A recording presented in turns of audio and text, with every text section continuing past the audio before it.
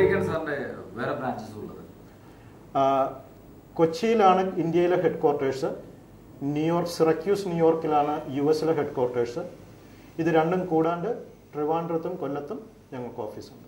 Spectrum provide ചെയ്യുന്ന സർവീസസിൽ ഏറ്റവും പ്രധാനപ്പെട്ട ഒരു സർവീസസ് മെഡിക്കൽ അനാലിസിസ് ആണ് സാർ പറഞ്ഞത്. എന്താണ് ഈ മെഡിക്കൽ അനാലിസിസ്? മെഡിക്കൽ അനാലിസിസ് എന്ന് പറഞ്ഞാൽ വിദേശത്തുള്ള, പ്രധാനമായിട്ടും അമേരിക്കയിലുള്ള ഡോക്ടേഴ്സും സർജൻസും എല്ലാം അവർ ചെയ്ത പ്രൊസീജിയേഴ്സിനെ പറ്റി, മെഡിക്കൽ പ്രൊസീജിയേഴ്സിനെ പറ്റി റെക്കോർഡ് ചെയ്തിട്ടുള്ള വോയിസ് കേട്ട് അത് അനലൈസ് ചെയ്ത് അത് പ്രോപ്പറായിട്ട് ഒരു മെഡിക്കൽ റെക്കോർഡായിട്ട് കൺവേർട്ട് ചെയ്യുന്ന പ്രോസസ്സിനെയാണ് മെഡിക്കൽ അനാലിസിസ് എന്ന് പറയുന്നത്. ഈ പ്രോസസ്സ് തന്നെയല്ലേ നേരത്തെ മെഡിക്കൽ ട്രാൻസ്ക്രിപ്ഷൻ സിസ്റ്റം ചെയ്തിരുന്നത്? ഇതിൻ്റെ അകത്ത് പ്രധാന വ്യത്യാസം എന്ന് പറയുന്നത് എല്ലാ മെഡിക്കൽ ട്രാൻസ്ക്രിപ്ഷനിസ്റ്റിനും മെഡിക്കൽ അനാലിസിസ് ചെയ്യാൻ പറ്റില്ല. അവർക്ക് വാക്കുകൾ മനസ്സിലായെന്നിരിക്കും, പക്ഷേ അവർക്ക് അതിൻ്റെ കോണ്ടസ്റ്റ് മനസ്സിലാവില്ല.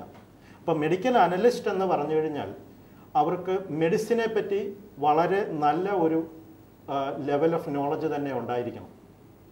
അതാണ് ഒരു മെഡിക്കൽ അനലിസ്റ്റും മെഡിക്കൽ ട്രാൻസ്ക്രിപ്ഷനിസ്റ്റും ആയിട്ടുള്ള പ്രൈമറി വ്യത്യാസം.